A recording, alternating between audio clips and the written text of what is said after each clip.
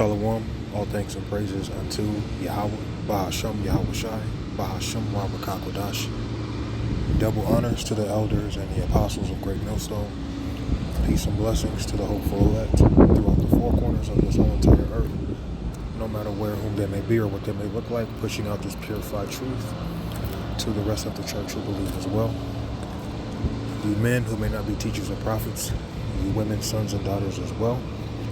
And the water to Yahweh Shai, because without him enduring and going to that cross for the nation of Israel and the nation of Israel alone, none of this would even be possible whatsoever. All right. I'm still at this job, so I figured, you know what, I have a little more time to drop another quick video, so why not take advantage of the moment? When you first come into this truth, you might be naive. When you first come into this truth, you assume that all the brothers you come in contact with or you link up with, they're the perfect friend, they can't do wrong, But as you grow, as you go through experiences, you realize, well, of course, none of us are perfect. But on top of that, you realize not all brothers have their mind set in the right place. A lot of men who come off as men of the Lord, a lot of them are of the devil. And you have to be aware when you're new. And you have this mentality of just trusting every single brother around you just because they claim to be a believer. You have to be aware. Now, one thing about being a brother, you can't hold grudges on your fellow brother. You can't be hating your brother and he's done nothing wrong to you. Certain camps, they'll click up with other brothers and shun out a certain kind of brother who may be more on fire or might be a jealousy issue somewhere else, or, whatever the case. There are divisions amongst certain men. And certain men or a certain man may feel a certain way about brothers or a brother. And there's really no real purpose behind it. It's just Satan. To be a part of this ministry, you have to have a forgiving heart. You have to exercise mercy on your fellow brothers, man. Those who are believers. You have men, they won't even know you and they won't like you because of how you look, how you talk. You're on fire. They see something in you that they don't see in themselves, so they get mad, they get jealous. Okay? Or you might not be into the things that they're into on a carnal level, so they don't see a reason to associate with you, or they wasn't right in the world. They were pretty snaky and slivery back in the world, and that same spirit has come to the truth, but they play a good job acting brotherly. These things can happen, man. But you'll know who your true brothers are, seeing that they'll exercise mercy. Okay? Let's go to the book of Daniel, chapter 9 and verse 8. O Lord, to us belongeth confusion of face, to our kings, to our princes, and to our fathers, because we have sinned against thee. To the Lord our power belong mercies and forgiveness, though we have rebelled against him. So Yahweh Ba'ashem Yahweh Shai shows mercy. We'd all be good as dead if he didn't show mercy. And he's also forgiving. Again, we'd all be good as dead if he wasn't forgiving.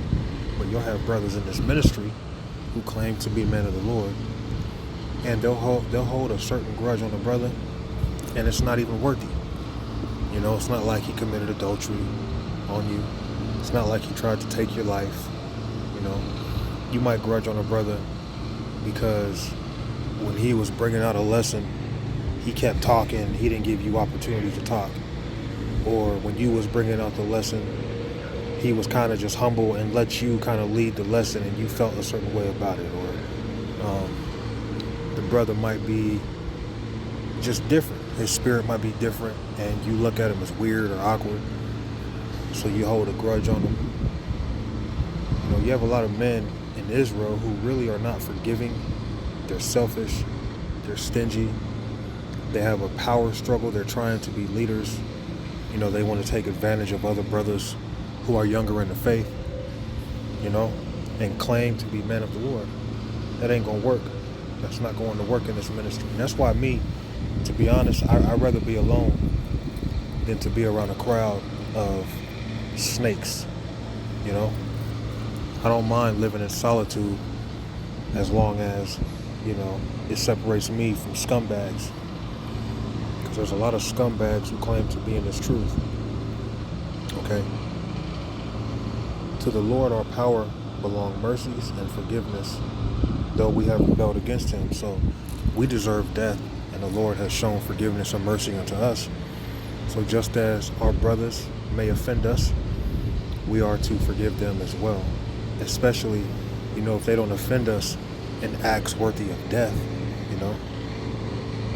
I'm not saying if a brother pops your wife, you're supposed to forgive him, and, you know, or if a brother tries to kill you, or, you know, just some outlandish shit. I'm not talking about that, but, you know, brothers act as if the brother next to him is their worst enemy sometimes, man. You can see it on brothers' faces, man. I'll be watching certain videos. Certain men, they just look like they're not there. They look mad at some brother. They giving the brother this side look. You know, it's just a lot of weird shit in Israel, man. But, you know, you claim to be a man of the Lord, you show mercy and forgiveness. You exercise that more. Okay? But the reason why, you know, a lot of men are that way is because they really don't believe. They don't really believe. They're in this for a name. You know, they're in this for their own ego, to be egotistical, because they see coming in this, there's an order, and they feel like, well, if I can be the top guy, I can get the respect and this and that, and blah, blah, blah, whatever. Let's go to Psalms. Chapter 32 and verse 10. Many sorrows shall be to the wicked, but he that trusteth in the Lord, mercy shall compass him about. So mercy is not going to compass someone who doesn't trust in the Lord. The men who are brotherly, the men who uplift other brothers, those are men who trust in the Lord. But, you know, joining a camp, holding a sign, reading the Bible, you know, bringing out lessons with 3, 4, 5, 6 other brothers around you doesn't make you a man of the Lord. Alright? Let's just put that out there. Because a lot of you men, you were faced with the challenge of having to teach on your own, you disappear. You probably fall off the face of the earth. Right? But yet, so many men in Israel have this arrogant mentality. I'm the head, I'm the leader, not you. Me. Who are you? You only been in the truth 3 years. I've been in the truth 12. You're nothing. Listen, shut up. You know, just no mercy. You know, they just want to be that guy. Whatever. That's an insecurity issue, man. It's an insecurity issue with a lot of men who have this power-hungry mentality. You know? Many sorrows shall be to the wicked, but he that trusteth in the Lord, mercy shall compass him about. So, trust in the Lord, you're going to show mercy. And you'll receive mercy as well. But, you know, hating on your brother, feeling jealous, feeling like this man might not be right, but you can't even say why. You just feel like, oh, he ain't right.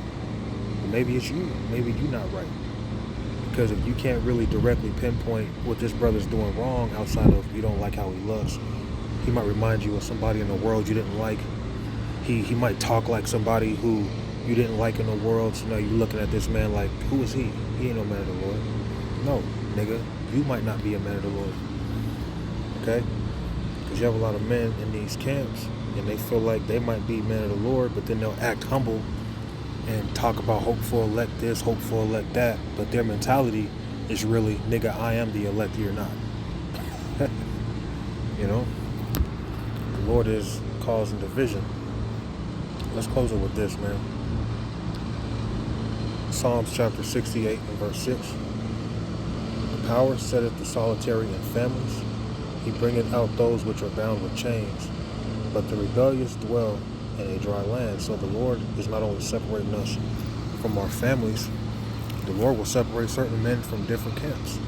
Because the camp may not be right, but the one who's separated from the camp, he'll be looked at as wrong because he is the lesser number. But the same with this world. Just because we're the lesser in number in terms of believers compared to those who don't believe, does that make us wrong? So the same thing can apply when it comes to this truth. There's going to be scenarios where a whole camp may cast someone out, but really the one person that they casted out may have been the only right person in the camp. Okay? These things do happen. But we have to learn to exercise mercy with each other, be more forgiving, stop trying to find flaws and shortcomings in brothers without allowing the Lord to work through you. You're allowing Satan to plant seeds in your mind and sow discord with a brother. And truly, you may not even know this brother outside of this truth. You know, certain brothers, man, just because we were in the world at one time, we weren't necessarily scumbags.